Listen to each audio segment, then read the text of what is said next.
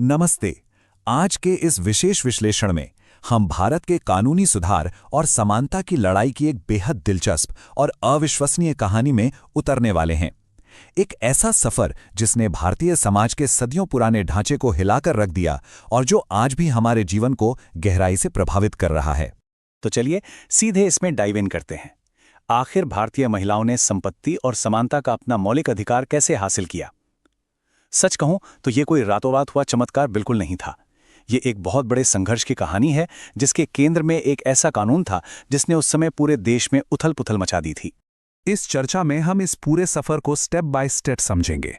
शुरुआत महिलाओं की ऐतिहासिक स्थिति से, फिर हिंदू कोड बिल का असल मकसद, डॉक्टर अंबेडकर का संघर्ष, बिल का भारी विरोध, सशक्तिकरण के नए कानून और आखिर में आज की हकीकत और चुनौतियां। तो सबसे पहले बात करते हैं महिलाओं की ऐतिहासिक स्थिति और इस असमानता की जड़ों की। पुराने वक्त से ही महिलाओं को पुरुषों के अधीन माना जाता था।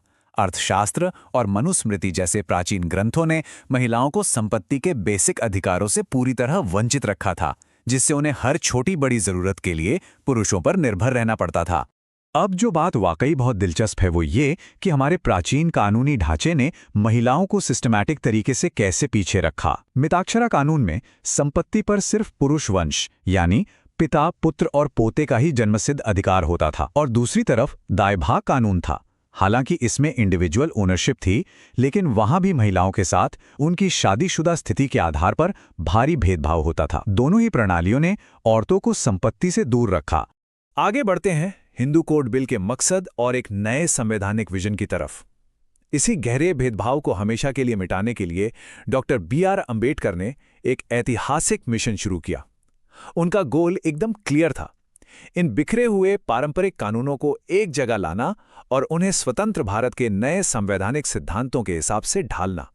यहाँ डॉक्टर अंबेडकर के इस पावरफुल कोट पर गौर कीजिएगा। उन्होंने सीधे तौर पर कहा था, जो लोग हिंदू कोड बिल का विरोध कर रहे हैं, मैं उनका ध्यान संविधान के अनुच्छेद 15 की ओर दिलाना चाहता हूं, जो मौलिक अधिकारों से जुड़ा है। वो बिल्कुल साफ कर रहे थे कि जेंडर या जाति के आधार पर भेदभाव असंवैधानिक है। समानता अब कोई चॉइस नहीं, बल्कि एक मौलिक अधिकार था। इस बिल के उद्देश्य लिटरली क्रांतिकारी थे।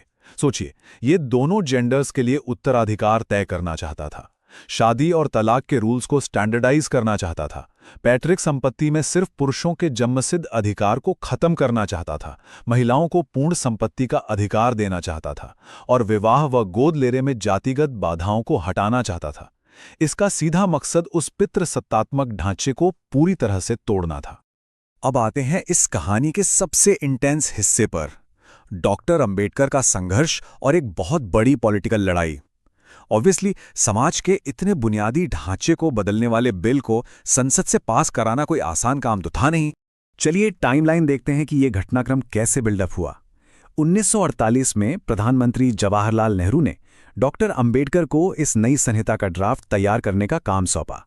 फरवरी 1951 में इसे संसद में पेश किया गया, लेकिन भारी हंगामे के कारण यह बिल अटक गया और आखिरकार जानबूझकर की गई इस देरी से हताश होकर डॉक्टर अंबेडकर ने 27 सितंबर 1951 को कानून मंत्री के पद से इस्तीफा दे दिया।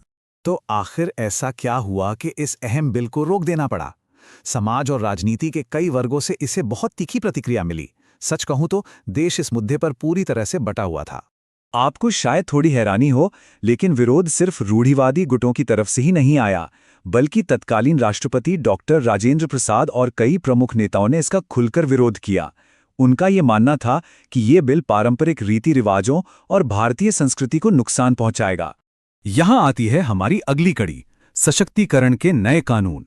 भले ही वो एक यूनिफाइड हिंदू कोड बिल उस वक्त फेल हो गया, लेकिन क्रूशियल पॉइंट ये है कि उसकी मूल भावना कभी नहीं मरी। डॉक्टर अंबेडकर के इस्तीफे के बाद इसे टुकड़ों में बांटकर पास करने की एक नई स्ट्रेटजी अपनाई गई। और फिर हम देखते हैं रिफॉर्म्स की एक बाढ़ सी आ गई। 1955 और 1956 के बीच संसद ने हिंदू विवाह अधिनियम, हिंदू उत्तराधिकार अधिनियम, हिंदू अल्पसंख्यक और संरक्षकता अधिनियम और हिंदू दत्तक ग्रहण और भरण पोषण अधिनियम पास किए। इन अलग अलग कानूनों ने मिलकर आधुनिक भारतीय पारिवारिक कानून की वो ठोस नींव रखी जिसकी डॉक्टर अंबेडकर ने कल्पना की थी। और ये मोमेंटम सिर्फ घर परिवार तक नहीं रुका, बल्कि वर्कप्लेस प्रोटेक्शंस तक भी पहुंचा। मातृत्व लाभ अधिनियम 1961 और समान पारिश्रमिक अधिनियम 1976 जैसे कानूनों ने वर्किंग वुमन के अधिकारों को सुरक्षित किया और उनके लिए एक पूरी तरह से एक नया लैंडस्केप तैयार किया। तो क्या अब सब कुछ परफेक्ट है? आइए इस एक्सप्लेनर के आखिरी हिस्से पर चलते हैं। आज की रियलिटी और चुनौतियां। ऐतिहासिक कानूनी जीत हासिल करना एक बात है, लेकिन समाज के धरातल पर जो हो रहा है वो एक अलग ही कहानी है। सामने स्क्रीन पर जो आंकड़ा है वो वाकई चौंकाने वाला है। रिपोर्ट बताती है कि 2014 और 2016 के बीच अंतर्जातीय विवाहों से जुड़ी हिंसा में 750% की भयानक वृद्धि देखी गई, जबकि हिंदू कोड बिल का एक बड़ा मकसद इन्हीं जातिगत रुकावटों को तोड़ना था। यह आंकड़ा साबित करता है कि सामाजिक स्तर पर यह क्रूर संघर्ष आज भी जारी है। पर इस निराशा के बीच उम्मीद की एक मजबूत किरण भी है। बहुत हाल ही में 11 अगस्त 2020 को सुप्रीम कोर्ट ने एक लैंडमार्क फैसला सुनाया। उन्होंने 1956 के उत्तराधिकार अधिनियम में बचे हुए हर भेदभाव को पूरी तरह से दूर करते हुए पैतृक संपत्ति में हिंदू महिलाओं को पुरुषों के बराबर का जन्मसिद्ध अधिकार दे दिया। और ये फैसला बहुत ब्रिलियंटली इलस्ट्रेट करता है कि हम कहां तक आ गए हैं। सुप्रीम कोर्ट के जस्टिस अरुण मिश्रा के ये पावरफुल शब्द सुनिए। बेटियों को बेटों के समान अधिकार दिया जाना चाहिए। बेटी जीवन भर एक प्यार करने वाली बेटी बनी रहती है।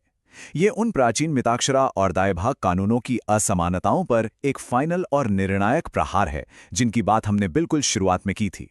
तो इस पूरे सफर के बाद हम एक बहुत ही अहम सवाल पर आकर खड़े होते हैं। क्या हमारे समाज ने वाकई उस पूर्ण समानता को दिल से अपना लिया है जिसकी कल्पना हिंदू कोड बिल में की गई थी? कानून तो बदल गए हैं, लेकिन क्या हमारी सामाजिक मानसिकता भी उसी स्पीड से बदली है?